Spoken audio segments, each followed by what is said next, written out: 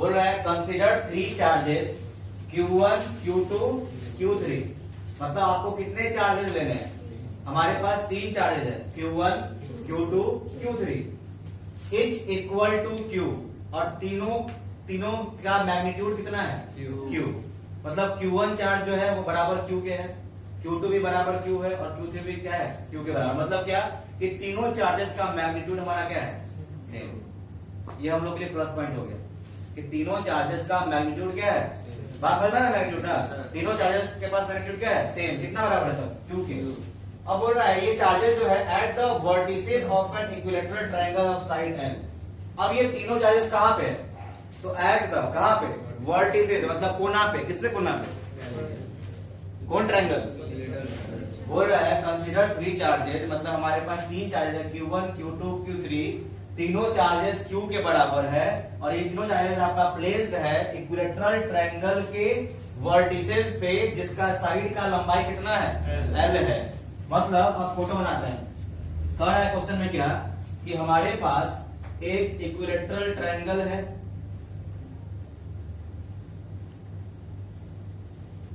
ठीक है, जिसका नाम हम मान लो रख देते हैं क्या? A, B, C, ठीक है। और इसमें हमारा चार्जेस क्या है? Q1, Q2, Q3।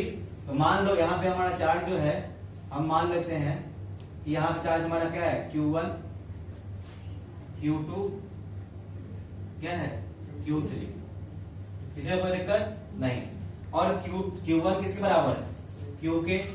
Q2 के बराबर किसके है? Q के। और Q3 के बराबर किसके है? Q के।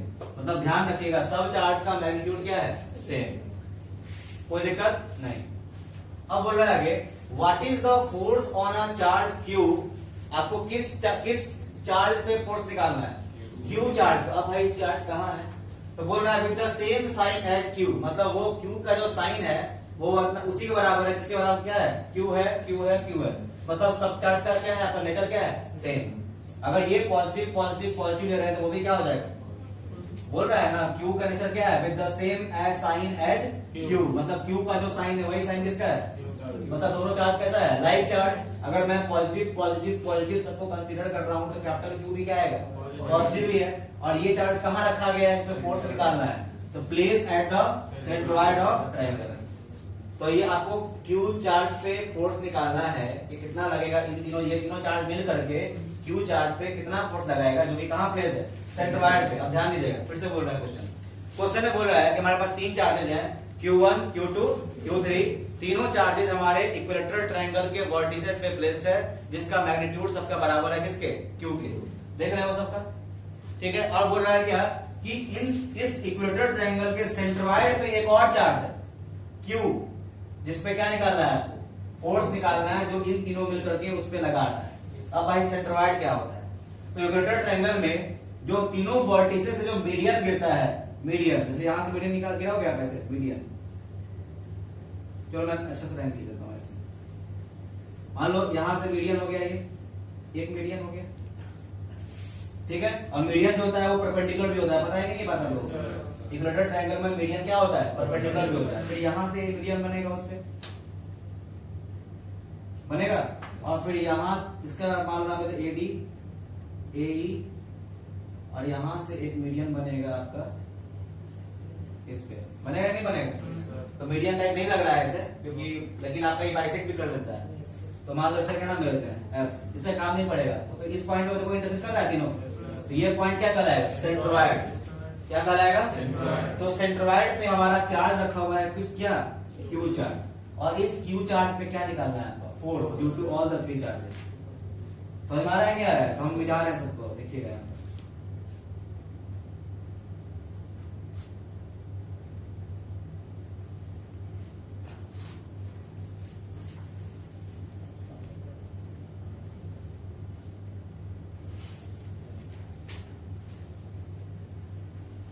और इस पॉइंट का नाम रख देते हैं क्या? O। कोई दिक्कत? कोई दिक्कत? नहीं ना? अब देखिए इस Q पे निकालना है हमको फोर्स, कैसे निकालेंगे? देखो यहाँ पे समझिएगा अच्छे से, बारी बारी से हम देखते हैं कि ये Q चार्ज इस पे फोर्स किधर लगाएगा? ये वाला Q3 चार्ज इस पे किधर लगाएगा फोर्स, और ये आपका जो चार्ज है इस पे किधर फोर्स लगाएगा। ठीक है, ध्यान दीजिएगा, ध्यान है ना सबको। पहले स्टार्ट करते हैं मान लो इधर से, ठीक है, Q2 से स्टार्ट करते हैं मान लो। तो Q2 चार्ज क्या है आपका, ये पॉजिटिव चार्ज है और ये भी क्या है, तो पॉजिटिव को क्या करेगा, रिपेल करेगा। तो उधर की ओर धकेलेगा कि अंदर की ओर धकेलेगा, बाहर की ओर धकेलेगा, आउटवर्ड। तो ये जो है, ध्यान दीजिएगा, ये जो है इस पे फोर्स लगाएगा इधर की ओर, लगाएगा कि नहीं लगाएगा, बोलिए। इसका नाम क्या हो जाएगा, तो इसका नाम हो जाएगा फोर्स ऑन, किस पे, ओ, ड्यू टू कौन सा चार्ज, टू ना, कौन चार्ज है यहाँ, Q2 नहीं, क्या लिखेंगे केवल 2। ये हो गया, कोई दिक्कत, अरे समझ में आ रहा है। चलिए अब देखो यहाँ पे, अब C वाला चार्ज देखो, ये चार्ज जो है ये Q चार्ज है। देखो इतना सारा नाम हो गया ना, आपको कंफ्यूजन हो सकता है, सबको मिटा दे क्या सीधा चल रहा है। यहाँ पे ध्यान रखिए, Q चार्ज है, क्या चार्ज है आपका, Q, या ऐसे Q3 चार्ज है, पॉजिटिव नेचर का है, ये पॉजिटिव और ये भी क्या है पॉजिटिव। तो ये उस पे फोर्स किधर लगाएगा, उधर क्यों लगाएगा डायरेक्शन। तो बस इसको जोड़ने वाला जो लाइन होगा इस दोनों को, इसी लाइन के अलोंग ये फोर्स लगा देगा इस डायरेक्शन में, लगाएगा। अब इसका नाम क्या हो जाएगा, force on O due to 3। ये भी वेक्टर हो गया, डायरेक्शन के साथ है, कोई दिक्कत। अब देखो ये O पर फोर्स लगाएगा कौन, Q1, ये चार्ज Q पे फोर्स लगाएगा Q1। देखो Q1 यहाँ है, आप Q1 से फोर्स लगाओगे इस पे, तो इसको जोड़ने वाला लगेगा, कहाँ जाएगा ये, पक्का नीचे की ओर जाएगा ये, ऐसे। इसका नाम क्या कहते हैं, force on O due to 1। कोई दिक्कत, अभी तक कोई दिक्कत नहीं। आपको पता है इस क्वेश्चन में बनाने को दिमाग लगाना ही नहीं है पहली बार। अब देखो मैग्नीट्यूड, हम कोई दो चार्ज के बीच का देखते हो, सबकी तरफ फोर्स लग रहा है, कहाँ का पता चल रहा है हमको। अब देखो सारे फोर्सेस जो लग रहा है ना, सबका मैग्नीट्यूड सेम है। अब बोलो कैसे, तो इक्वेटर ट्रायंगल में सेंट्रोइड से जो वर्टिसेस का जो दूरी होता है वो क्या होता है, सेम होता है। देखेंगे since ABC is a equilateral triangle, so OA बराबर क्या हो जाएगा, O से A की दूरी बराबर होगा किसके, O से B के दूरी बराबर किसके हो जाएगा, O से C का दूरी। तो बताओ सारा distance between the charge equal हो गया। देखो इन दोनों चार्ज के बीच में जो डिस्टेंस है वही इसके बीच में डिस्टेंस है, वही इसके बीच डिस्टेंस है, बोलिए हाँ कि ना। तो हम क्या करते हैं, तो एक बात बताओ, दो चार्ज के बीच का डिस्टेंस सबका सेम है, दो चार्ज के बीच का मैग्नीट्यूड भी सब में क्या है, सेम है। तो सब में फोर्स जो लग रहा है वो भी क्या हो जाएगा, सेम। तो आगे नहीं होगा, बताओ, सोच लीजिए एक बार। फॉर्मूला क्या होता है फोर्स का, K Q1 Q2 by R square, सब में ही लगेगा। मैग्नीट्यूड निकालने के लिए जरा बताओ हमको, यहाँ पे Q1 क्या होगा, Q, Q2 क्या होगा, Q। तो फोर्स क्या आएगा, मान लो नॉर्मल हम कैलकुलेट करते हैं मैग्नीट्यूड, फोर्स मैग्नीट्यूड निकालते हैं, फोर्स F किसका, F02 निकालें, क्या निकाले, F02 मैग्नीट्यूड निकाल रहा है, ठीक है, मैग्नीट्यूड निकाल रहा हूं मैं। तो क्या हो जाएगा आपको बताइए, K Q अपॉन क्या हो जाएगा, OB का स्क्वायर होगा, या मान लो OB क्या है हमारे पास, R का स्क्वायर होगा। अरे मान लेते हैं ये R है, ये भी R है, हो जाएगा ना। चलिए अब बताओ F02 निकाल लिए, अब निकालते हैं क्या हम F03, बताओ क्या हो जाएगा, ये भी K Q अपॉन क्या आएगा, R स्क्वायर। फिर अगर मैं निकालू F01 तो ये भी क्या आएगा, K Q upon R square, आएगा कि नहीं आएगा बताइए, है? अच्छा वो पता है कि हमको फोर्स कहाँ पे, टोटल फोर्स कहाँ निकालना है हमको, O पे निकालना है ना। तो अगर आपको पता होगा principle of superposition, principle of superposition क्या बोलता है कि जिस पॉइंट को हमको टोटल फोर्स निकालना है उस पॉइंट में हम सारे फोर्सेस जो है उनके वेक्टर का क्या लेंगे, सम। तो ये हमने मैग्नीट्यूड निकाला है, वेक्टर निकाला है। अगर इसको वेक्टर निकालते हैं तो केवल किसका जरूरत पड़ेगा, डायरेक्शन का पड़ेगा कि पड़ेगा। एक काम करो, एक काम करते हैं, सब इक्वल है ना, सबको बराबर मान लेते हैं किसके नाम, F के, कोई दिक्कत। अब डालते हैं वेक्टर इसमें, ठीक है, यहां तो कोई दिक्कत है ना। अब मैं डाल रहा हूं क्या, वेक्टर लगा रहा हूं, तो वेक्टर लगाओगे तो क्या चाहिएगा, उसको डायरेक्शन चाहिएगा। तो F, अब देखो यहाँ F02 किस डायरेक्शन में जा रहा है? इसी डायरेक्शन में जा रहा है। तो किधर बी से किधर तक, ओ की तरफ डायरेक्शन क्या हो जाएगा? बी से ओ की तरफ। तो क्या लिख सकते हैं यहाँ पे? एलॉन्ग क्या हो जाएगा? B O. बोलिए नहीं समझ में आ रहा है? पक्का डायरेक्शन समझ में आ रहा है? देखो हम 20 इधर फोर्स हमारा डायरेक्शन उधर की ओर जा रहा है ना, तो उधर की ओर देखो कहां से? बी से ओ के तरफ। समझ में आ गया? तो वैसे ही बताओ आप F03 कहां हो जाएगा? सी से ओ के तरफ। समझ में आ रहा है?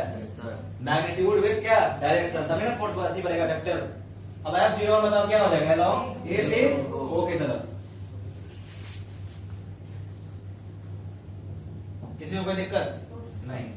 अब इसका जरा फ्री बॉडी डायग्राम बनाते हैं। फ्री बॉडी डायग्राम आप लोग क्लास 11 में पढ़े होइएगा, कुछ याद है? अगर इसका फ्री बॉडी डायग्राम बनाओगे आप तो कुछ ऐसा बनेगा, देखना यहाँ पे।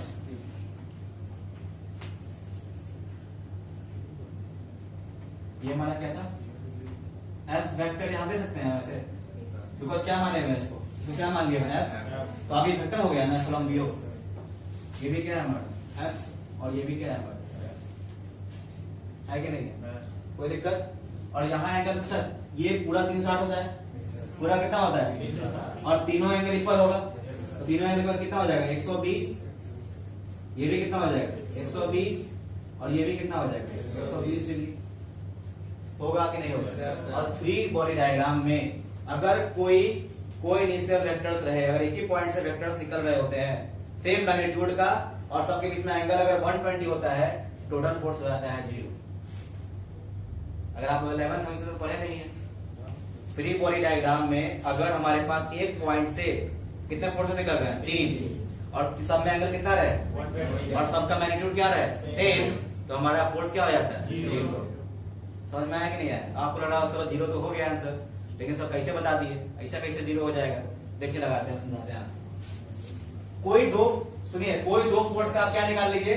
रिजल्टेंट निकाल लीजिए। देखो यहाँ पे देखो एक ही पॉइंट से वेक्टर जा रहा है, तो हम इस दोनों का क्या निकाल देते हैं? रिजल्टेंट। रिजल्टेंट कहाँ लगेगा? दोनों के बीच में लगेगा, यानी यहीं पे लगेगा। बोलिए हाँ कि ना? बताओ इसको कौन सा लॉ लगेगा? यहाँ पैरेललोग्राम लॉ ऑफ एडिशन लगेगा। अब मुझे ये बताओ, ये जिस डायरेक्शन में लग रहा है, इस डायरेक्शन का हम यूनिट वेक्टर ले लेते हैं क्या? मान लो आर क्या ले लिए? यानी जो भी हमारा फोर्स लगेगा, जितना भी मैग्नीट्यूड का, वो इसी डायरेक्शन में लगेगा। क्लियर है? अब हम इसका और इसका क्या निकाल देते हैं? रिजल्टेंट। क्या निकाल देते हैं? और ध्यान रहे हमारा कौन सा फोर्स था? इसका नाम क्या था बताना? क्या था बताइए? ये वाला क्या था? F02, और ये क्या था? F03 था, और ये हमारा क्या था? F01। ये था ना? और हमको किसका कैसे रिजल्टेंट निकालना है? F02 का F03 से। क्या किसका F02 और F03। ओ सॉरी, 0 नहीं है, क्या है? O है। F02 और किसका निकालेंगे? F03 का। क्लियर है? तो देखते हैं, आप निकालते हैं रिजल्टेंट ऑफ किसका F02 एंड F03। समझिएगा, थोड़ा लंबा टाइम लग रहा है, लेकिन हमको पता है आंसर 0 आएगा, बता दिए हैं। कुछ करना ही नहीं था इसमें, लेकिन हम इसको रिप्रेजेंट कर रहे हैं, इसलिए टाइम का लग रहा है ज्यादा। अब देखो O02 और O03 का निकालते हैं हम रिजल्टेंट। तो रिजल्टेंट का फॉर्मूला क्या होता है हमारे पास? R बराबर क्या होता है? रूट अंडर क्या होगा? बोलिए a square plus b square plus 2ab constant. लेकिन यहाँ पे वेक्टर है, वेक्टर भी हमारे पास है, वेक्टर है, वेक्टर भी नहीं है। तो कौन सी है हमारे पास? हमारे पास F02 है, और क्या है? F03। इसका मैग्नीट्यूड कितना कितना है? अरे F02 निकाले, F40 निकाले है ना, कितना है? F। इसका मैग्नीट्यूड कितना है? F। आया कि नहीं है? तो हम ऐसे लिख सकते हैं। चलो पहले उसी तरह लिखते हैं। F02 का होल स्क्वायर प्लस F03 का होल स्क्वायर प्लस 2F02 फिर F03 इंटू कॉस कितना? थीटा। होगा? अब क्लियर है? अब इसका मैग्नीट्यूड पुट कर देते हैं। कितना होगा? F square plus 2F into cos कितना? 120 डिग्री। कितना हो जाएगा? कॉस। और पता है कॉस 120 का वैल्यू होता है -1/2। कितना होता है? -1/2 होता है। अब ध्यान दीजिएगा, बताओ F स्क्वायर कितना? F स्क्वायर हो गया 2F स्क्वायर प्लस फिर देखो F इंटू F क्या हो जाएगा? F स्क्वायर कितना? F स्क्वायर हो गया 2F स्क्वायर हो गया और इनटू कितना -1/2, इस 2 से 2 क्या हो जाएगा खत्म, तो कितना हो जाएगा माइनस इंटू एफ स्क्वायर क्या हो जाएगा माइनस एफ स्क्वायर, तो कितना आ जाएगा 2f square minus F square, तो कितना आ गया अंडर एफ स्क्वायर कितना आ गया, रिजल्टेंट किसके बराबर है। अब देखो एक फोर्स F मैग्नीट्यूड का नीचे लग रहा है और एक फोर्स F मैग्नीट्यूड का सेम मैग्नीट्यूड लग रहा है और अपोजिट डायरेक्शन हो जा रहा है, टोटल फोर्स क्या हो जाएगा F प्लस माइनस F, तो प्लस माइनस क्या हो जाएगा तो F माइनस F कितना हो गया, समझ में आया कि नहीं, बोलिए। हमने इस दोनों का रिजल्टेंट निकाला और जब रिजल्टेंट आया तो इस दोनों का जो रिजल्टेंट फोर्स लग रहा है वो ऊपर की ओर लग रहा है और एक फोर्स कहाँ लग रहा है नीचे की ओर, तो नीचे की ओर जितना फोर्स लग रहा है उतना ही फोर्स कहाँ लग रहा है, तो बताइए ये पॉइंट टोटल फोर्स क्या हो गया। अगर मान लो एक वो पॉइंट है उसको कोई उधर 10 न्यूटन से खींच रहा है, इधर 10 न्यूटन से खींच रहा है, क्या पॉइंट मिलेगा, कैंसिल आउट हो जाएगा, होगा कि नहीं होगा पक्का। तो ध्यान दीजिए यहाँ पे आ गया है, तो अब इसको अगर हम वेक्टर के फॉर्म में लिखते हैं तो इस रिजल्टेंट को मान लो मैं डिनोट करता हूँ, किससे डिनोट करते बताओ, बताइए इस रिजल्टेंट को किससे दिखा रहे हैं, बताइए आर से ही रखे क्या, चलो आर से ही हम आर वेक्टर बनाए हैं, क्या बात है वेक्टर, तो इसमें क्या देना पड़ेगा डायरेक्शन, डायरेक्शन मतलब किसके लग जा रहा है बताओ, डायरेक्शन इधर का यूनिट वेक्टर क्या माने आर कैप, तो इधर में क्या मान लिया आर कैप, तो इसका डायरेक्शन क्या हो जाएगा हमारा माइनस आर कैप हो जाएगा। अगर इधर ऊपर का डायरेक्शन मैंने मान लिया आर यूनिट वेक्टर, तो नीचे क्या हो जाएगा माइनस आर यूनिट वेक्टर, इस पॉइंट से बोलिए क्योंकि दोनों का डायरेक्शन क्या है अपोजिट है, बोलिए। तो यहाँ पे मैं क्या लगा दूंगा आर कैप, क्या हो जाएगा आर कैप, ये भी क्या हो जाएगा आर कैप, कोई दिक्कत नहीं। अब देखो अब लिखेंगे नाम टोटल फोर्स ऑन चार्ज किस पे Q बराबर, बताइए टोटल फोर्स क्या इसका रिजल्टेंट सीधा लग रहा है ना, तो क्या हो जाएगा आर वेक्टर हो गया और नीचे क्या हो जाएगा ये प्लस क्या नाम है वेक्टर का फोर्स का FO1, यही ना दो फोर्स बच रहा है, इस दोनों का तो रेट हम निकाल चुके हैं, बोलिए समझ में आ रहा है। अब देखो आर वेक्टर कितना है अपने पास F आर कैप है ना, ये हो गया मैग्नीट्यूड और ये क्या हो गया direction unit vector plus FO1, इधर का मैग्नीट्यूड क्या है, देखो फोर्स जो होता है वो क्या होता है मैग्नीट्यूड इनटू यूनिट वेक्टर, तो FO1 का मैग्नीट्यूड कितना आया F उतना ही ना आया था, तो क्या लिखेंगे F और इसका यूनिट वेक्टर क्या हो जाएगा माइनस आर कैप, तो देखो यहाँ पे F आर कैप और यहाँ प्लस माइनस क्या हो जाएगा माइनस F आर कैप, तो F कॉमन हो जाएगा तो r cap minus r cap, तो F इंटू क्या हो जाएगा 0, तो कितना आ गया 0 न्यूटन।